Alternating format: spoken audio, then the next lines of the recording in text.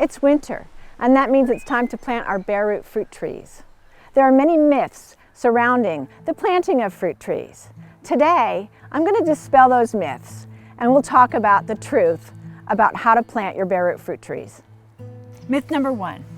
When planting fruit trees, you need to plant 2 of the same variety close to each other. A flower will only become fruit if it is successfully pollinized by a compatible male flower. However, planting 2 of the same kind of trees won't help this happen. There are also self-fruitful trees that will produce more fruit if planted with a tree of the same variety next to it. For example, olives and some apples and pears are self-fruitful, but if they're planted with other varieties of olives or apples and pears, they'll produce more fruit. Self-fruitful trees include figs, nectarines, and a whole bunch of others. And there are trees that do require a pollinizer, and that pollinizer needs to be different than the tree that's going to be pollinated. For example, many cherries, many plums, and many other types of fruit trees require a fruit tree within the same category, but of a different variety, to pollinate it in order for it to be fruitful. You can find out exactly which pollinizer all of your fruit trees need by visiting our website at groworganic.com. Bare root fruit trees.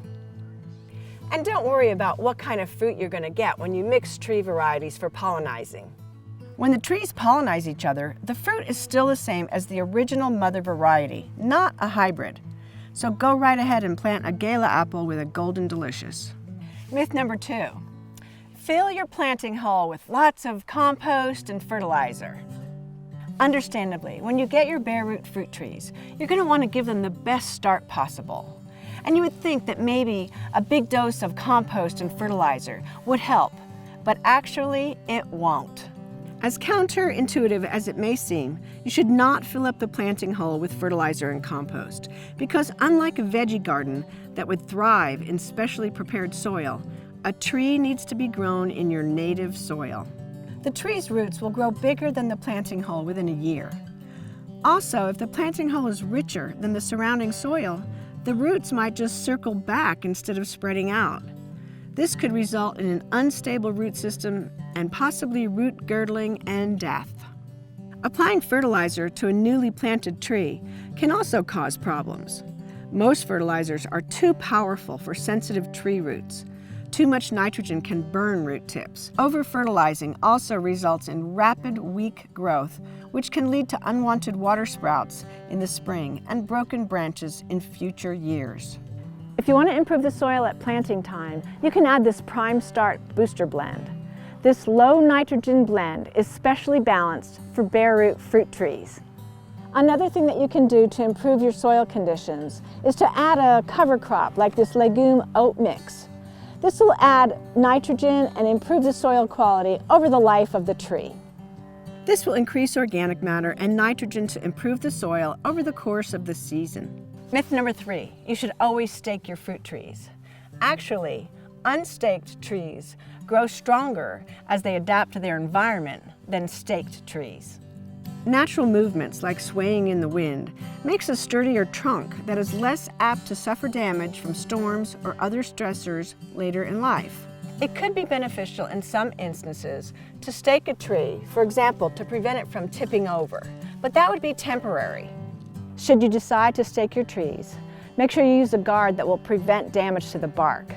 This mow-over tree stake kit is good because it will prevent girdling as long as it's removed at the appropriate time. Next myth. Seal pruned branches after you cut them to prevent disease and insects. Pruning your trees can be scary, and it's only natural that you would want to put a Band-Aid over places where you've cut. However, this won't actually help your tree. Trees don't heal like our bodies do. Instead, they seal off damaged wood and grow new healthy wood around the damage. The damage itself is never repaired. It is simply separated by a physical barrier of cells to keep any infection from spreading to the rest of the tree. Because trees heal from the inside and not by forming a scab like we do, the tree does not benefit from having a seal put over any cuts made to its branches. In fact, sealing cuts can do more harm than good by impairing healthy air circulation to the cut, and by trapping inside the cut any bacteria, fungus, or other potentially disease-causing organisms that were living on the bark.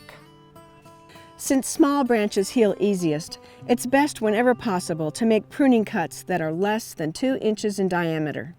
You can help your tree to heal as best as possible by fertilizing properly, providing adequate water, aerating the soil if it is compacted, and treating any diseases and pests as needed.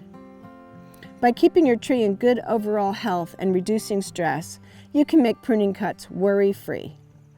So plant and grow your fruit trees according to facts and not myths, and grow organic for life.